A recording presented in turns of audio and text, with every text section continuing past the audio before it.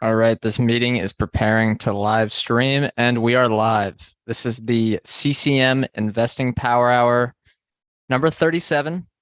So we're really just chugging along here as we hit the end of the year. This episode, actually, let's say who we are first. My name is Brett Schaefer, and I'm here joined as with Ryan Henderson as always. These episodes are ones where we bring a couple topics to the table and also just talk about whatever is going on through the financial news. It's only been a few days since we did the last one, since we were on a different timetable. If you're listening to this one on Sunday, we actually recorded this one on Monday live on YouTube. But these episodes go live on YouTube once a week. Typically, it's at Thursday at 4 p.m. Pacific time, 7 p.m. Eastern time.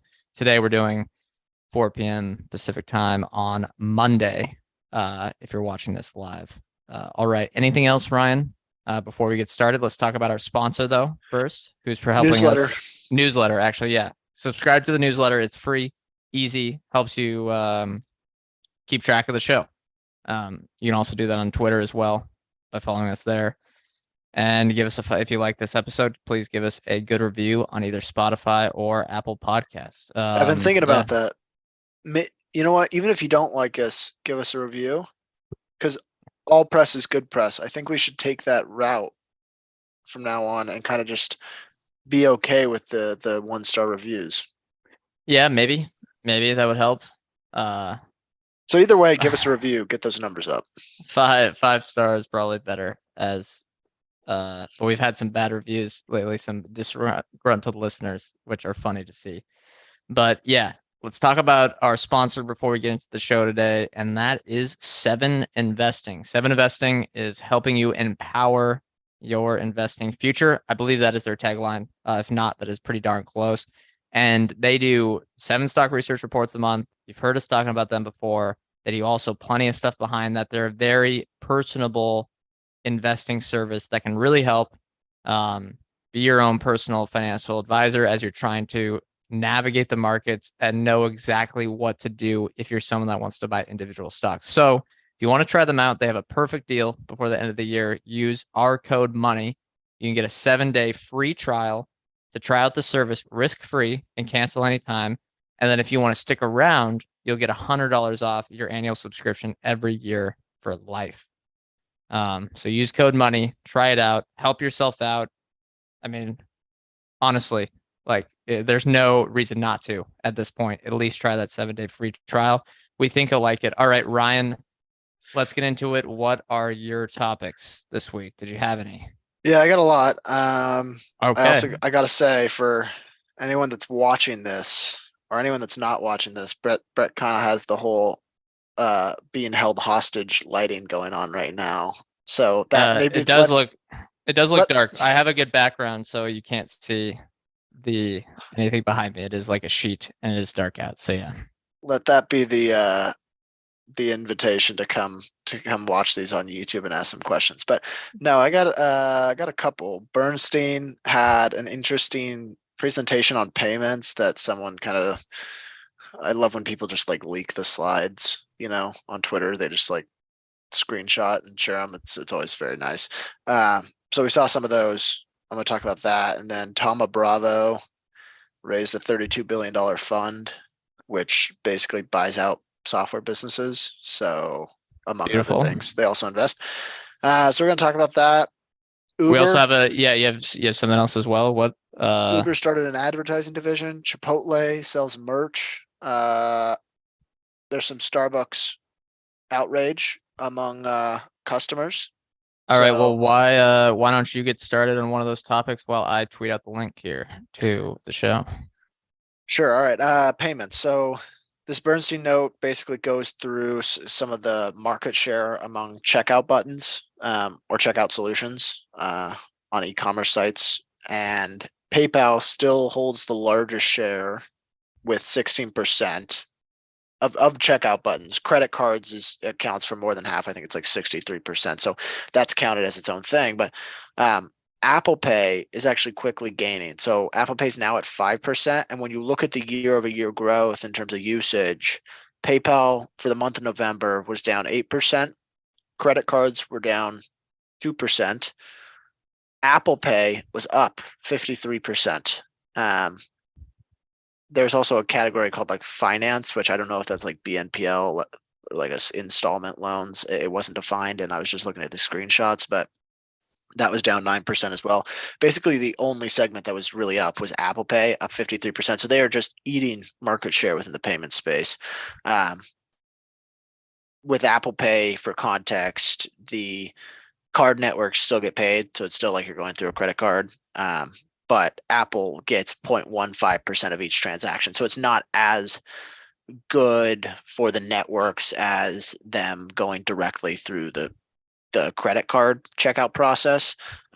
But they are still facilitating that transaction. And so I guess I'm trying to think of the best question here, but it makes me feel like the payment space moves a lot and kind of changes quickly, except for one element, which is the card networks. Is there any is there anyone worth betting on in the payment space that aren't the card networks? Yeah, well, Apple, I guess, would be one, but it's not relevant enough to that size of that business, so I don't think so. PayPal, I do not like at all. I do Why not. not? I think it's a lot of acquisitions, a lot of mismanagement at Venmo, where they've been able to ride this tailwind and grow their GMV because of fantastic network effect and haven't been able to take advantage of it. And among other things, I think there's a lot of competition coming for that core checkout business. The fees are quite high. I absolutely hate using PayPal, the core PayPal service. Yeah, I've always hated that. Plus, yeah, you said it. The fees are astronomical relative to other On the other hand, Venmo other just launched. transactions. Yeah, Yeah, Venmo apparently just launched with uh Amazon. We'll see if that can be nice, but it's not. No one thinks about Venmo in that way. People yeah. think about Apple Pay in that way. They think about I'm not going to change my Amazon checkout. I already have my card logged in. You just click a button. It's not a huge deal. I Um, saw that, and Matt, we got a comment here from Matt saying serious people use Zelle. That's true. Zelle has gained a lot of market share. But sorry, go ahead, Ryan. yeah, so especially for like larger payments, that makes sense. Um, with the I don't know, with Venmo, they've had such a hard time pivoting away from what they're most known for. And maybe they haven't tried that hard, but I don't know a lot of people that use the Venmo card. Um, and by the way, is my internet okay? It keeps saying unstable. All good to me. So I think you're fine. Okay. All right. Anyway, no, Venmo, it seems like it's kind of just the one solution. And with the Amazon stuff, like, why would anyone pay with, maybe if there was like, the only like use case that I've heard was you've got some money in your Venmo wallet and you don't want to take the 3 days to transfer it to your bank account to then use it on Amazon. You rather just use it directly, maybe. But I feel like that's kind of a niche use case. And I think most people don't have that big of a working capital problem that they can't wait the 3 days. So Yeah, I agree. Yes, yeah. That fee thing that for sending the stuff, it's not doesn't seem like a great business to me. Eventually, it feels like fees just compress and compress and compress in payment uh, transactions. So I think the industry is interesting, but everyone besides Visa and MasterCard, I get a little bit concerned with. I guess I like remittance a little bit. It's a steady grower. That's an interesting one because there's the I feel regulatory like it's just differences. due. I feel like it's going to be disrupted here in some way.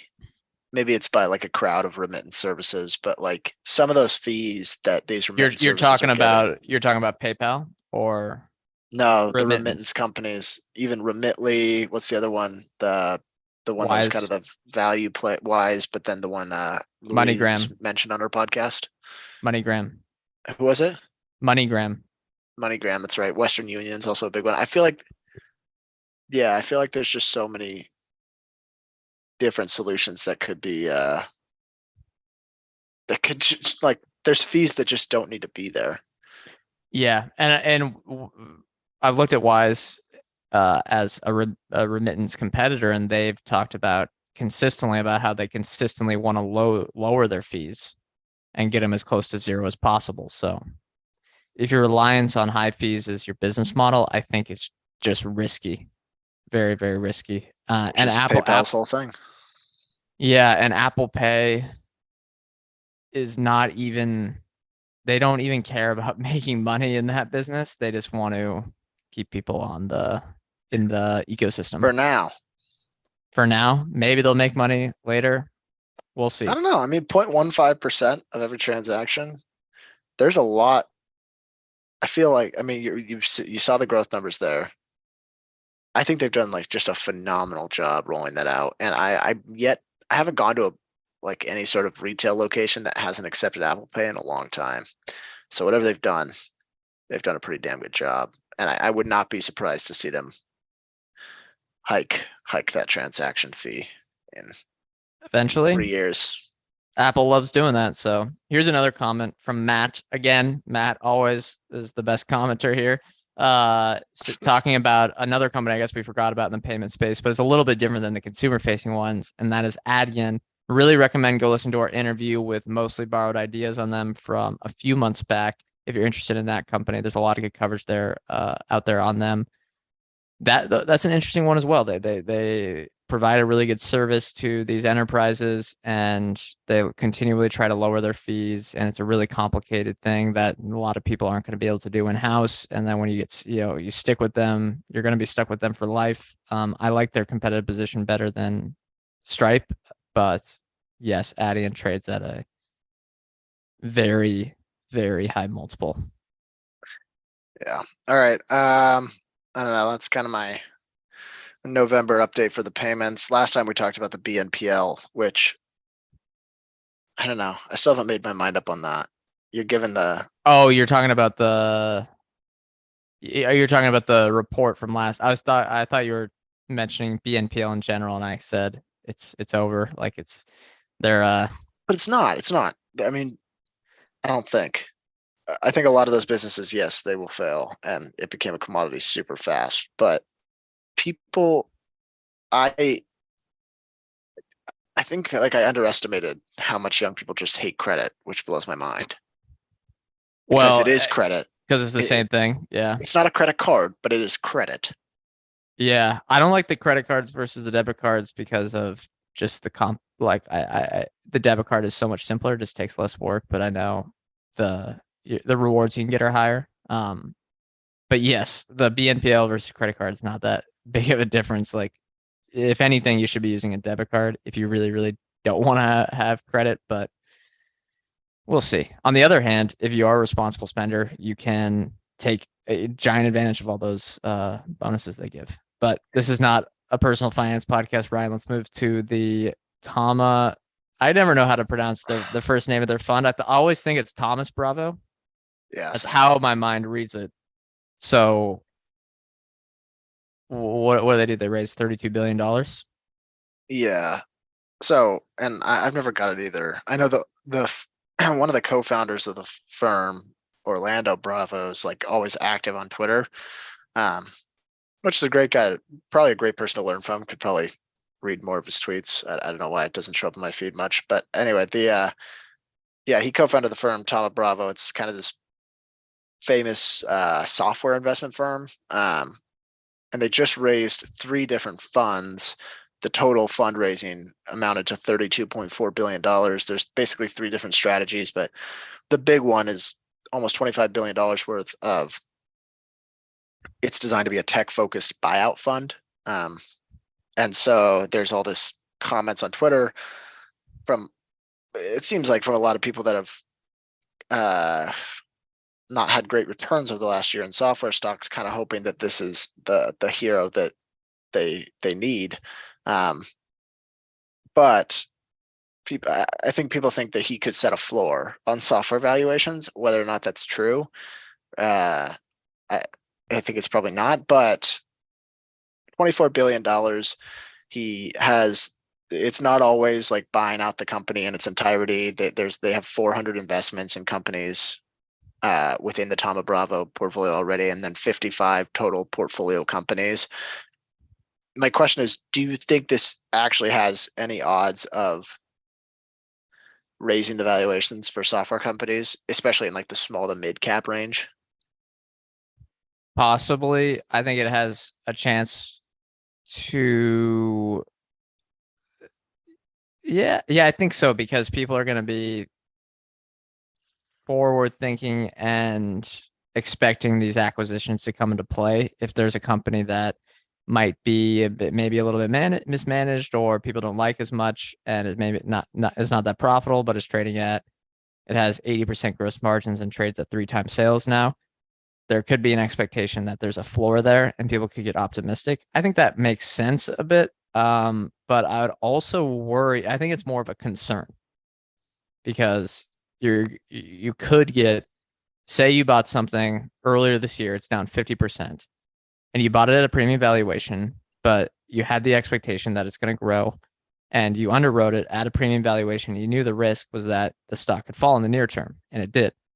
And then someone like these private equity funds, it's not like they're doing their job. It's not their fault, but they could come in and scoop things up at a 20% premium to the current price, and you could still lose money.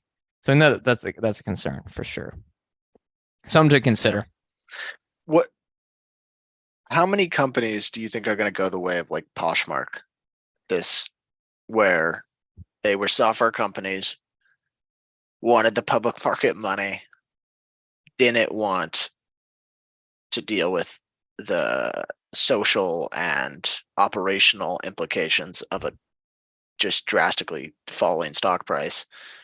So they decide to go private. Do you feel like that's going Yeah. to be a common route over the next couple of years? If I had to guess, yes, but I'm not. I have no way of predicting that. I have no idea to what magnitude it'll be. I think the ones that have are unprofitable, which means their stocks in the gutter now, and or are in industries that were in the hype cycle, cannabis, electric vehicles, software as a service, I guess, is a broad one there, are are gonna see some of these and say, oh, we can get taken out at 30% current premium. Our stock's just getting hammered. Yeah, I think that could definitely happen. On the other hand, I think there also could be some distressed assets that happen over the next couple of years as a lot of these unsustainable business models come into play. But what's interesting is there's probably even more of these unsustainable business models that didn't go public, that are still private venture backed businesses. I don't know. I feel like some of these companies were formed just to go public during 2020. Like, Yeah, but I think, well, yeah, that's true, but I think there's more that are still private, given yeah, how maybe. many VCs, how much money VCs spent in 2020 and 2021 Yeah, on a. I think it's probably right. Yeah, I keep thinking about like how abysmal Poshmark's like public performance was. Like, it's crazy to think about what a journey they had. Imme- Stock it goes public, immediately down rips to 90. 100, Yeah, like 2 weeks, sells tons of right? shares, They drops rip, to or 10 yeah.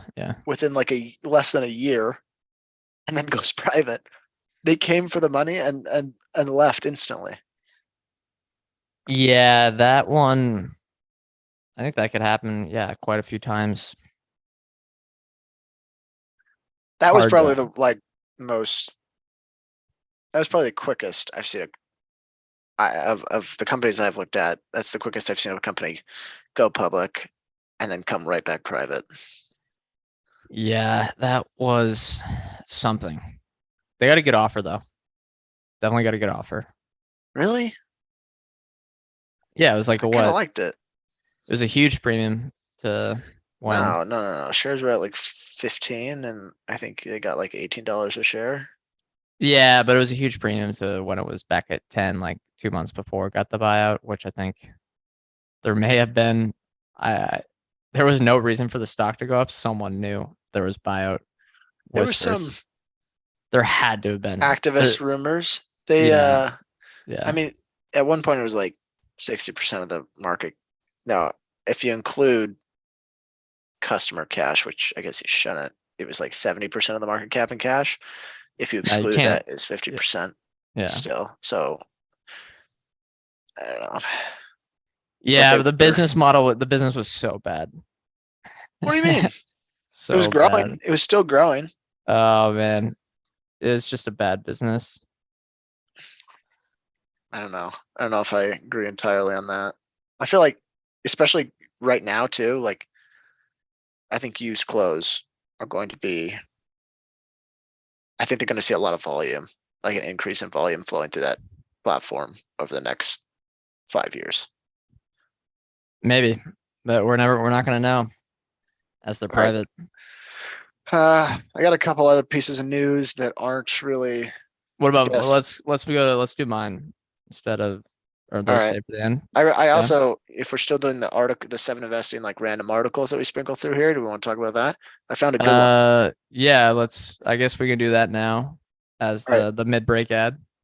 This, yeah, it's even less of an ad because it kind of plays right into our personal strategies. But Dana Abramovitz, I believe I'm saying the last name right, um, wrote an article titled "Is Online Dating a Good Business?" And it was honestly Oh, a fun read. I recommend everyone going and reading it because she actually kind of chronicles like the journey that I think a lot of people go through, where she basically talks about how everyone kind of thinks they're going to meet their partner organically and kind of have like, just through their day to day, they're going to meet people at their ordinary activities, but it often doesn't turn out that way. And more people continue to resort to the online dating solutions. So she kind of goes through that.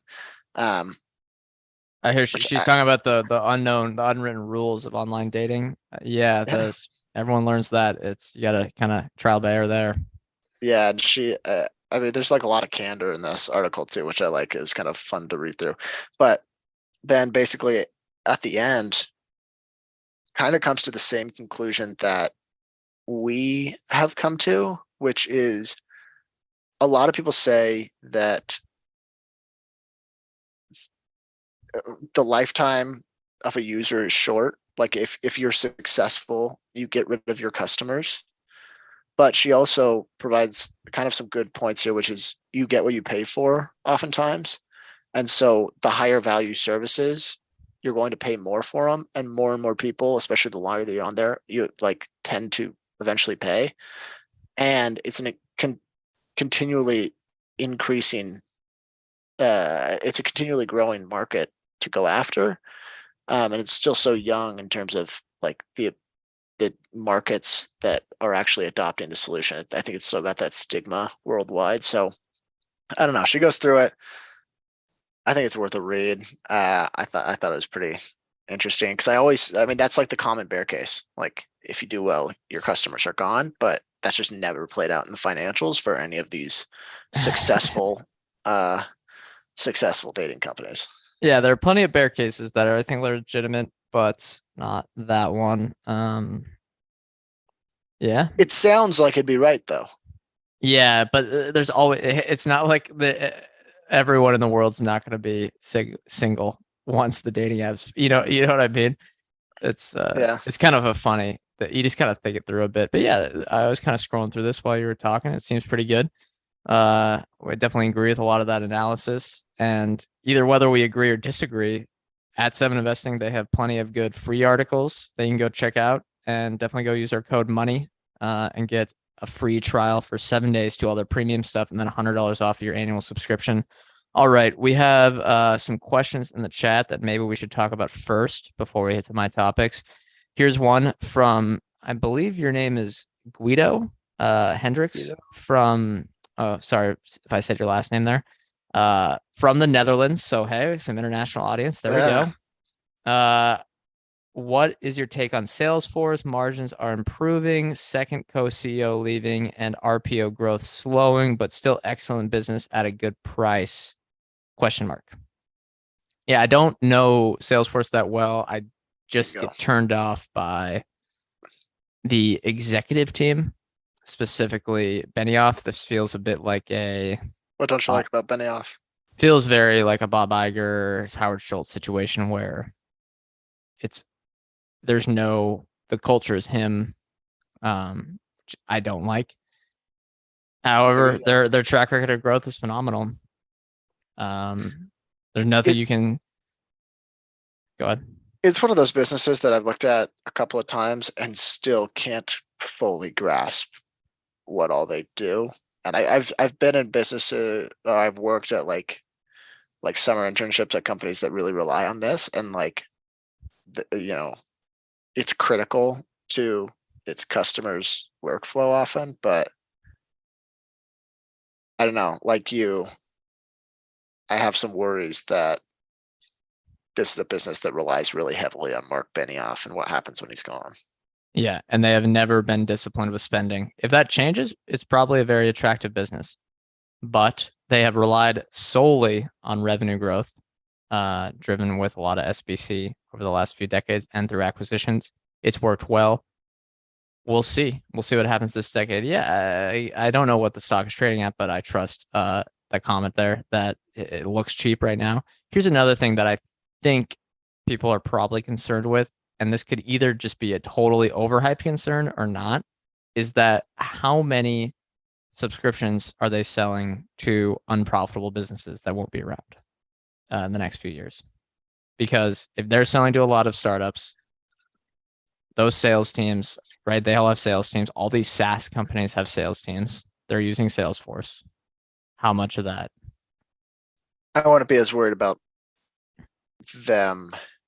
They would not be the first losers in that situation, in my opinion. Well, if you're They have so many, Salesforce, I mean, they have like so many customers that, yeah, they're going to definitely have a lot of customers that are unprofitable and funded by VCs, but they also have some of the biggest enterprises in the world that they can raise prices on. yeah, I just on the other hand, I wonder if over the last couple of years there was a bubble in software sales. Well, we had this, There's like not a bubble, like there we was had just this theory, too many people in, like these companies hired too many people, right? and on top of it, it was just a hodgepodge fest of software subscriptions. Like it was like companies would be like, we'll subscribe to your software if you subscribe to ours, kind of thing. Until like it felt like every software company was using every other software company's solutions for like every tiny niche part of their business. Which Yeah, Salesforce is the OG with that. yeah, I mean, Um, I don't know. It just yeah, I guess that did kind of worry me. I think that spend's probably going to consolidate. yeah, but look, stock looks kind of cheap. If I'm looking at Koifin here, next 12-month EV to EBITDA 16.4. Looks all right. I don't know about those. The estimates are for them to grow 10% a year over the next 3 years. So they do that, probably fine. But I don't think it's the end market because that software is going to be sticky. It's not the huge concern. It's just the management team and their ability to truly generate shareholder value. All right, should we talk FTX? Let's hit my topics. Yes, The news everyone wants to hear. that is correct. Yeah, we include this just so the title can be Because not enough people have talked about it. Well, there's news every day, it seems like. And this isn't even just SBF, it is FTX. The restructuring CEO spoke to Congress. So this is the person that took over for FTX. For the restructuring process, they spoke to Congress today. Here's a quote from I think it was their speech that they gave to the House Financial Services Committee, and they had to write it out, and it's, I think, a public filing. Here's the quote. Nearly all of these situations share common characteristics. He's referring to all the restructurings he's done, ranging from gross mismanagement, excessive leverage, failures of internal controls, failures of external checks as a result of audit firm failures, or insufficient board governance. But never in my career have I seen such an utter failure of corporate controls at every level of an organization, from the lack of financial statements to a complete failure of any internal controls or governance whatsoever. That uh, it shows this is one of the craziest run businesses I've ever seen. Here is a list of what he said went wrong at FTX. One, senior execs had access to computer infrastructure that allowed them to touch customer assets with no security measures. Two, there was no documentation for transactions or minimal documentation for transactions involving nearly 500 investments made by the FTX group. Three, there were no audited or quote unquote reliable financial statements. And four, there was no risk management or independent governance. There's a few other quotes here. Quote, we are working around the clock to locate and secure the property of the estate, a substantial portion of which may be missing, misappropriated, or not readily traceable due to the lack of proper record keeping. Okay, that makes sense. Last one here. Looks like we were going to get a full understanding of what happened.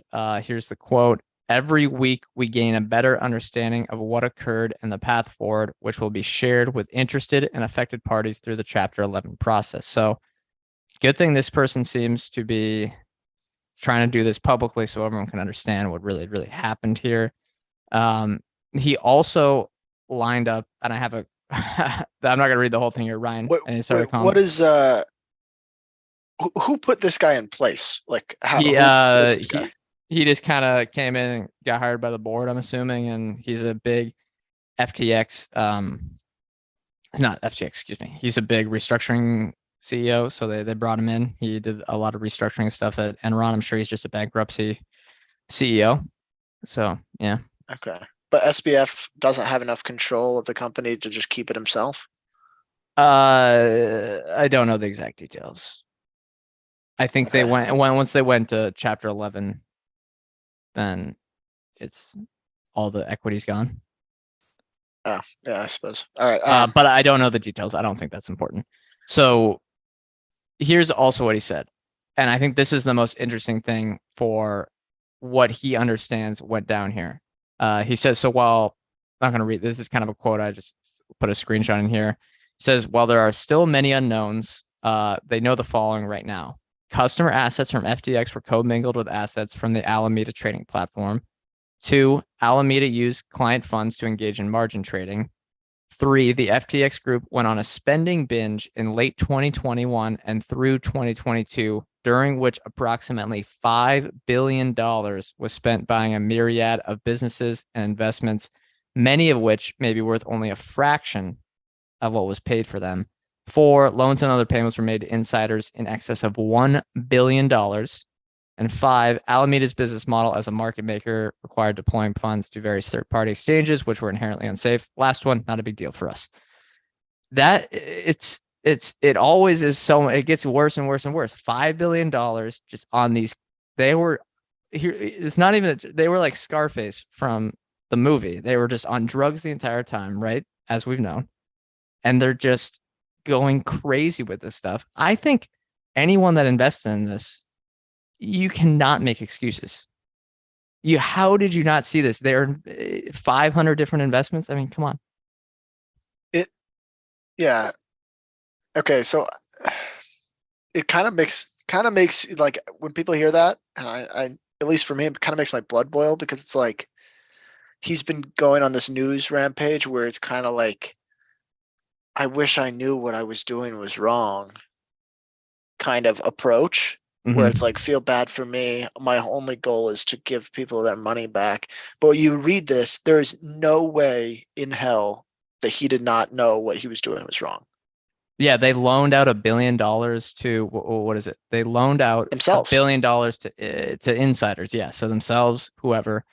Yeah, I mean it's bad. Here we have a comment here that for Matt that according to the Financial Review, FTX Inner Circle had a secret group chat that they called wire fraud, which again, people that if you were yeah, that's not great. Speaking of which though, I don't think that's even the craziest crypto news that came out this morning. Well, maybe this isn't crazy, but I think this one might be more important. So, according to Reuters, the U.S. Department of Justice is weighing whether to bring criminal charges against Binance, which is a bigger exchange compared to FTX. I think it's the largest in the world. Here's a quote from the article. Some of at least half a dozen federal prosecutors involved in the case believe the evidence already gathered justifies moving aggressively against the exchange and filing criminal charges against individual executives, including founder, I'm going to mispronounce this, Changpeng Zhao. Goes by And CZ. Yeah. CZ, and he's the one that dumped the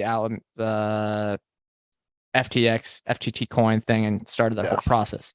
Apparently, Binance's defense attorneys are arguing that the charges shouldn't be brought against them because it will, quote, wreak havoc on the crypto markets, which is a very funny excuse. Like, oh, it's going to make the markets go down. Yeah, because maybe your whole operation is a criminal and maybe a bit of a sham.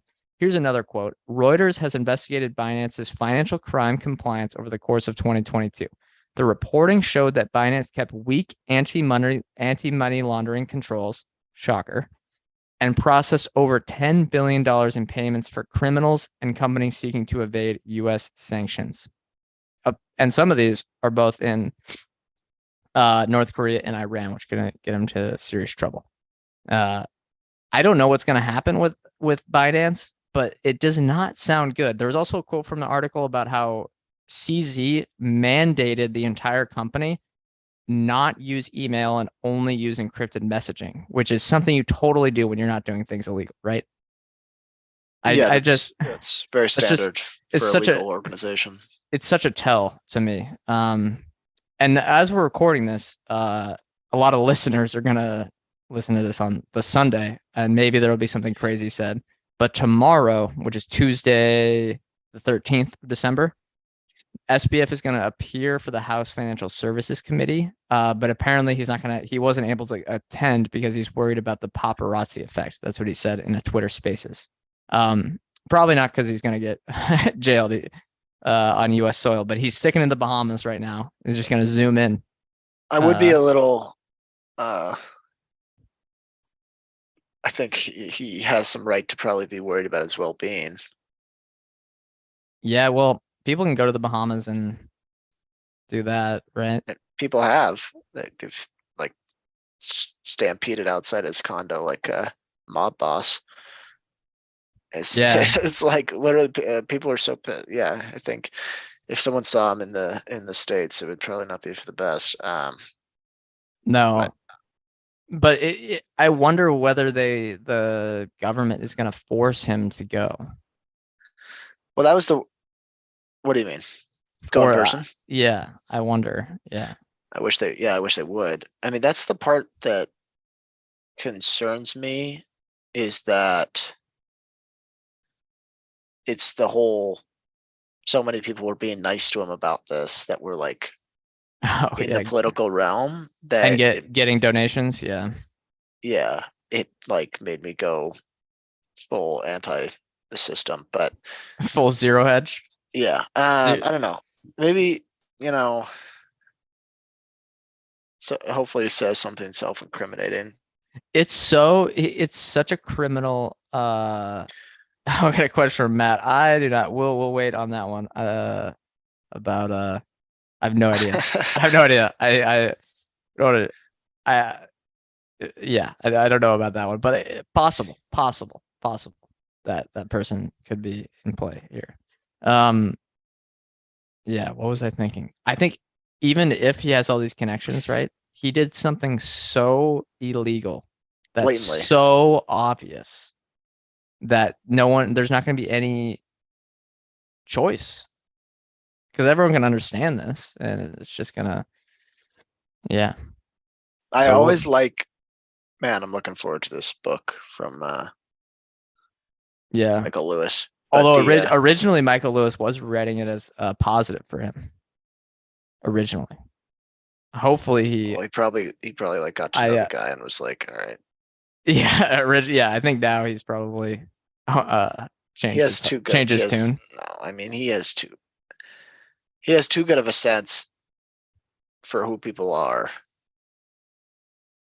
that I'm sure once he was following this guy around for a while, he knew he was full of shit. Yeah. They also yeah. This validates though my but being headquartered in the Bahamas thesis. That shouldn't Yeah. be a case. That like if you're domiciled there, and I've heard like we talked about this, like that was a low light for us on some SPAC a long time ago, and people were like, "No, that's totally regular for SPACs. Like, don't worry about that." No, you know what? Headquarter yourself or domicile yourself in Delaware, like everyone else. Do it in the United States or your country of operations. Yeah, Yeah. 100%. All right. You want to talk video games? Yeah. Some more, I think, interest, FTX is fun to follow, but there's less investing implications there. Yeah. So the NPD group updated their video game results for the month of November. Total sales were up 3% year over year, reversing declines that had happened throughout the year. So we're kind of seeing a reversal in the trend there. And the sales were really driven by a 45% increase in hardware sales, and hardware sales mean console sales. This was led by the PS5. I should note though, I checked before we recorded this. The PS5 is still by invitation only on Amazon right now. So I don't even think they fully have reached equilibrium on supply and demand yet. But we'll see if that ever happens over the next couple of months. Now, if we look at the full year after this giant increase in PS5 supply, uh, this year the PS5 now leads in dollar sales for the US, and the Switch leads in unit sales, and the Xbox always placed kind of third place there. COD, Call of Duty, is now the best seller year to date. So that game really contributed to getting growth back the last 2 months because the launch of that, it's the biggest game of the year every year, and this one did really well. On top of that, the European news came out and basically confirmed this. Nintendo Switch is still number one in Europe, and yeah, all the top games were the same. So again, I don't need to go through the exact Europe numbers because it's kind of all the same there. But again, America and Europe are pretty in line. Let me see what the questions were that I had. Do you think so? We saw a decline in gaming revenue throughout 2022. And yeah, November's just 1 month, so I guess we have to confirm it over the next few months here. But was the decline in gaming revenue this year all chalked up to these hardware limitations? And how do we think it'll affect the industry in 2023? No, would be my answer. I think people generally have less free time this year relative to like stay at home, period. Because that was still last year, right? At this time last year, there was still, or at least this during 2022 relative to 2021, a lot of people were still staying at home You really at that think time. that has an impact on I the think that margin? A on big time spent, impact? Yeah, time you spent. really? Yeah, 100%. Well, if that correlated, then the There's revenue would be down like 30%. So I don't think it has that big of an impact. Maybe on well, the margin. not all of it's. Yeah, I think it has an impact on in-game sales, and Yeah. not all the revenue in the industry is in-game sales. Majority's not, or probably half and half now at this point. Uh, yeah. I think the As majority as though it is as a shareholder of EA and Take Two and Nintendo, I'd love to say that it's all like hardware pitfalls, but there was an like, especially among people that couldn't go to school, there was an unreal amount of engagement. yeah, especially for the kids. Yeah. I still think the majority though is the hardware limitations because if you don't get the hardware, you're not going to buy the game. So it's a double whammy really on industry spending. Um, but again, in this month, there was some big launches. I guess Call of Duty was in October, so it's not as big, but there was that God of War game, a Sony game that did really well, and then the Pokemon games, which probably gave it a bit of an artificial boost. But they are comping back to the holiday season last year, which definitely had some huge game launches as well. So I think we'll see, but I would I how do you think it affects the industry in 2023 if this is a sign that the console or the hardware shortages are over? Yeah, I mean, if they start meeting demand, I think it's business as usual for a lot of the gaming companies, back to probably what you saw through 2018 to 2020 period, or maybe not even. Maybe You you mean could comp it to. the last 3 decades, just steady growth? I would say it looks a lot like the years prior to the Switch launch. Oh, At least for the Xbox and Play. I'm not even sure the I Switch don't even launch think makes that. that much of an effect. Yeah, I The think, yeah, I agree. It's just so unique. I don't know. Yeah, obviously, if they can meet demand, they're going to sell more units. If they sell more units, they're going to sell more games. Yeah, I think But that's it. that's not as prominent. The game sales that are in conjunction with the hardware sales anymore. No, but it's you have to, well, you don't buy it in tandem, but if you have a console, no one's buying a console and just going, I got a console. All right, here it is. You have to buy. You're gonna buy 3 or 4 games, No, but you and if you um don't have the console, you're not gonna buy them. yeah, but people that haven't been able to get the Xbox Series S or X aren't waiting to get caught That's fair. Yeah, yeah. It's because not. It's not like. it's backwards compatible when you get this next gen. Yeah, it's not going. It's no one's not playing games, but I think there's definitely a delay because if you buy the one that's for the old hardware, you're not getting the best graphics. So if you're saying, okay, I can buy this and wait 3 months for this new souped up whatever the next generation, I think it's going to be a positive. But Yeah. console isn't even that big of a part of the industry anymore. Mobile is more important.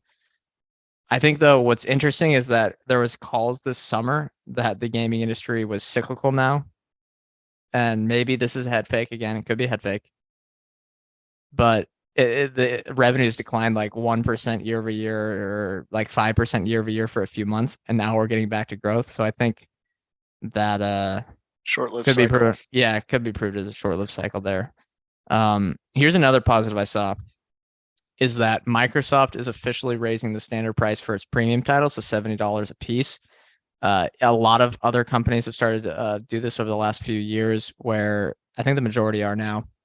Take-Two, EA is launching at $70 with their new premium Star Wars game.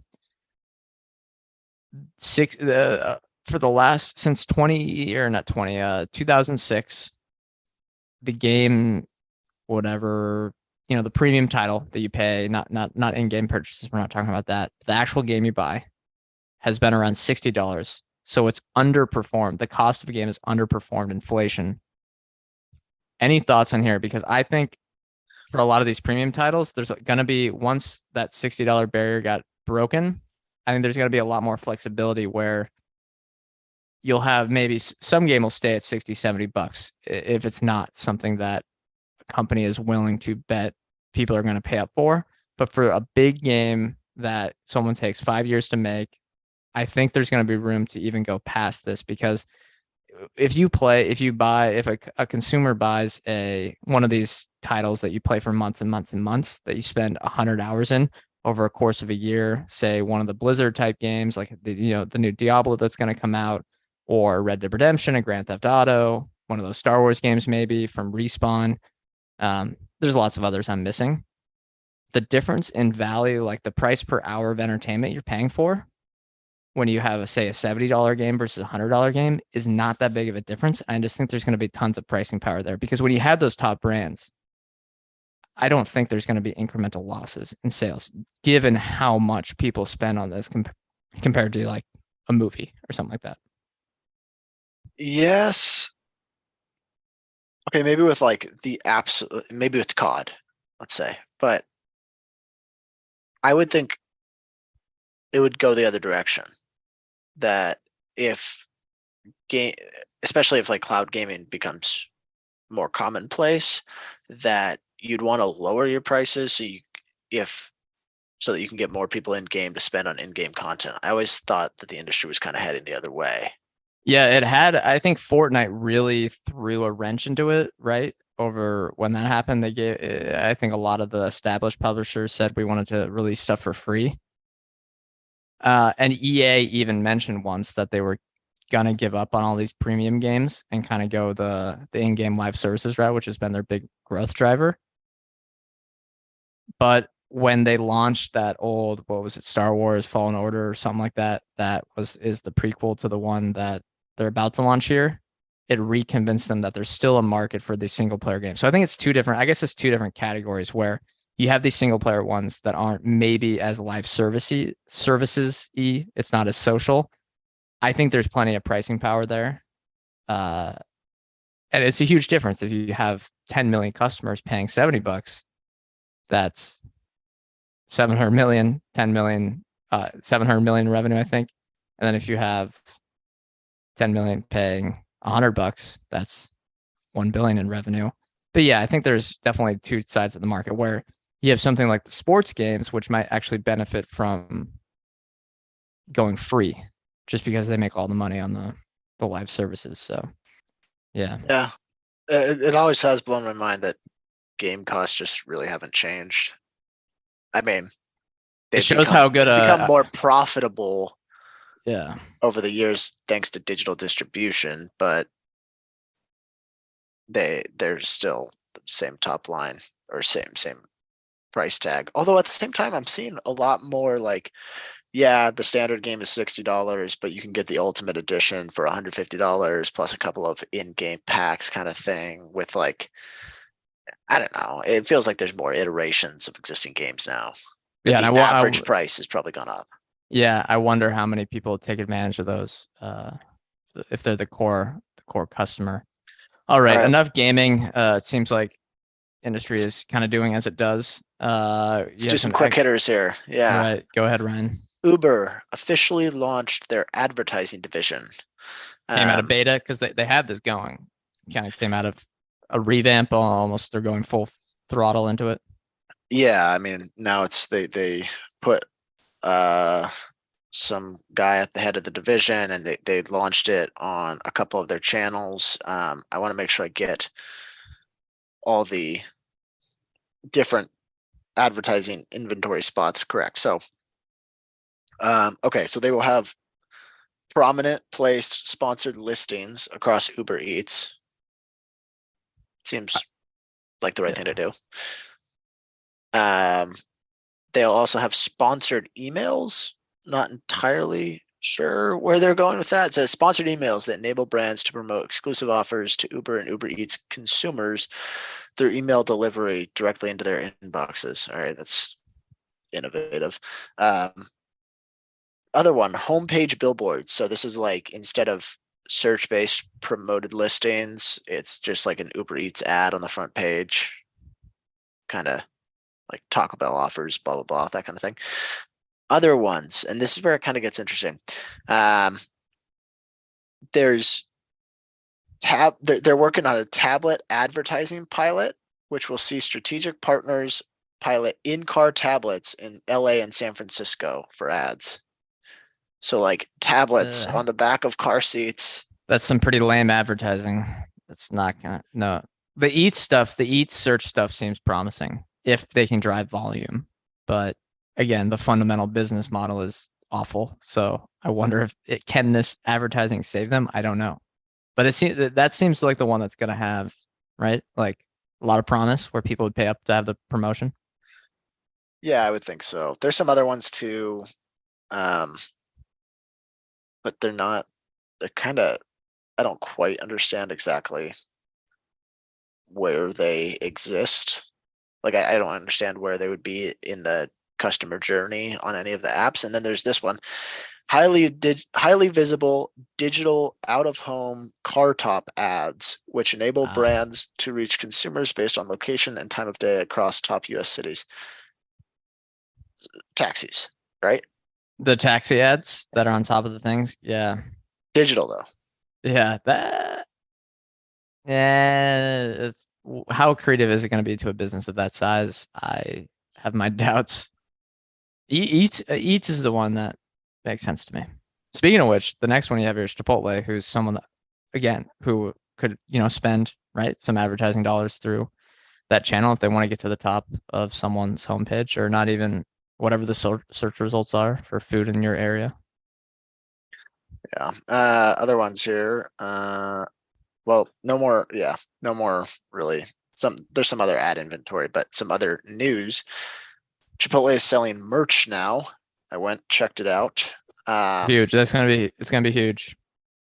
Yeah, no, Shot. probably not. But they also are selling, they've got these mystery merch boxes that you can give to someone for Christmas. And I think it's like one in every 500 mystery merch boxes gets a cilantro soap included. So hey, I don't know if this is a joke, but apparently they're leaning into the Oh, merch stuff. yeah, and the 10% of people that the cilantro thing, the 10% of the people that think it tastes like soap. The They merch said thing. no, hold, they Go ahead. oh yeah, I didn't even think that people thought cilantro tastes like soap, but apparently they had that on their merch site or whatever, and it sold out instantly. So How many items? How many it's a was good question. it? I There, don't we know. sold out our 100 items, and we had tweeted it across our 10 million followers. Yeah, They've got some interesting merchandise, I they guess make you could say. they make all the right moves here. I don't want to lapse, or I don't want to go into your next question, but ask your next question. I think that's the problem. Isn't all these ancillary things they do, but could be the thing you're about to ask. Yeah. So they just added their 500th Chipotlane, and 80% of their new openings will have Chipotlanes. They're still retrofitting existing stores or existing locations to add some as well. But my concern, and maybe it's just because I go there too often, is this push towards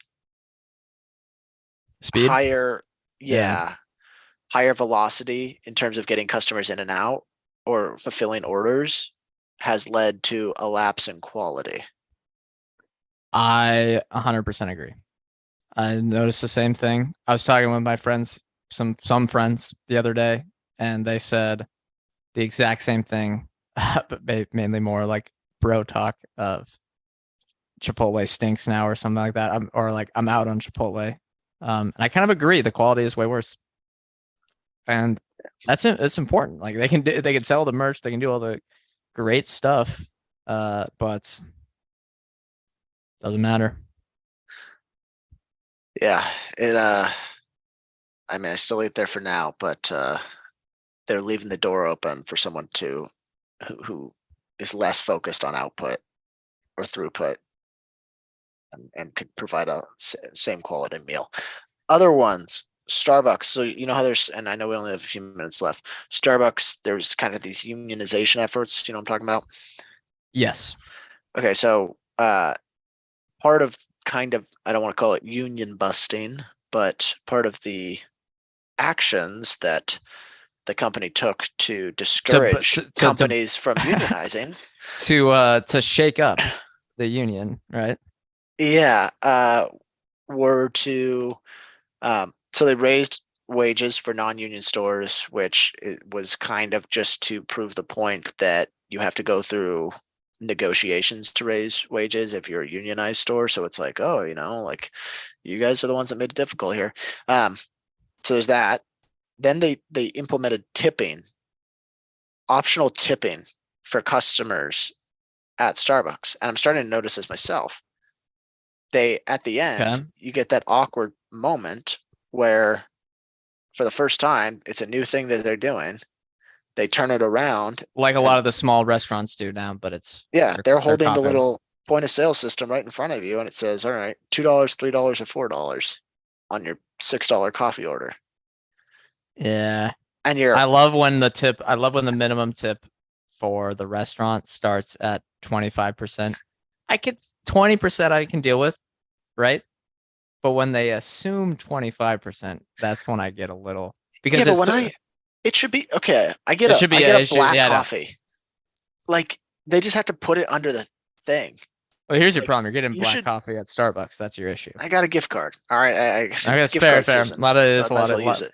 a lot of gift card. Yeah, that's fair. But it should be like they talked about the complexity of certain orders now. It's getting harder to make orders because TikTok has given all these custom orders that make it really difficult to achieve the same throughput. Um, Oh boy. but so maybe you should be able to tip on some really complex order. But when I get my grande pike roast and you just put it under the thing and fill it up, like I don't think it's weird for me to tip 25% on that. Yeah. So, and there's been reports that customers are getting pretty upset about it. It's like a price hike without a price hike, and it's a And big one too. yeah, Starbucks, their labor issues are just keeping me away from that thing. Yeah, I think that might have been a bit of a mistake. I guess we got There's some comments always, here. yeah. Well, before you go to that, we'll do that to wrap things up. I always, like in the back of my mind, I'm always thinking after reading the history of GE, General Electric, like what company is the General Electric where everyone just has everyone? It's kind of like that quote that got famous in The Big Short, where it's what you know for certain that just ain't so. GE was that one. I worry about what businesses are GE. Starbucks, I worry about could be a GE. Well, not as bad probably. I worry about Disney being a GE. When I feel that in the back of my mind, I just kind of get a nervous feeling in my stomach about investing in a company. But go ahead, the comments. Yeah, Bijan or Bijan, sorry if I'm getting it wrong, says, love the Mercado Libre episode. Really interesting company. Yes, totally agree. That was a Check it fun out. one. Fun. Yeah, very, very, very fun. Uh, other ones, Matt and Bijan both say getting tipping culture is getting crazy, always very awkward. Yeah, like what am I gonna do? Like if they put in like if Raise the they're price. sitting there, looking at you with the point of sale system in their hand and you've got 35, 30, 35%, 40%. Like, well, am I gonna sit there and go, no, here, give that to me. Let me go custom tip, like then you get, disgruntled employees, a tumultuous relationship between you and your barista if you're a regular. I Yeah. think it was just a I think it was a risky move and one that they might end up revoking here soon. Yeah, they're stuck in a rock and a hard place because what are they going to do? Raise prices even more? They're going to raise prices by $1? Get rid of tipping and raise the price on your coffee. That's what I said. Could they do that could they raise prices by $1? I don't know, but just think one of the benefits is they've always had a premium price, but you don't have to tip. Yeah. I don't know, pass through some of those price increases to your customers or your employees. All right. Well, that is time though, I believe, right? Yeah. We started. Yep. Hour ago. All right. You want to sign things off or you want me to? Oh, yeah. Yeah. I can do it this week. All right. Well, thank you all for listening. Use code MONEY. Check out 7 Investing. Limited time left before the end of the holiday season. Subscribe to the newsletter. And let's hit the disclosure. We are not financial advisors. Anything we say on the show is not formal advice or recommendation. We are general partners at Arch Capital, and clients may hold securities discussed in this podcast. Thanks again for everyone for tuning in. Usually, what's the time? Why am I blanking? Thursdays, 4 o'clock Thursday, Pacific time. Thursdays, 4 o'clock Pacific time, Not 7 this week p.m. though. Not this week, but the next week after. Typically, it'll be 4 o'clock Pacific time on Thursdays. Thank you all for tuning in or listening. We'll see you next time.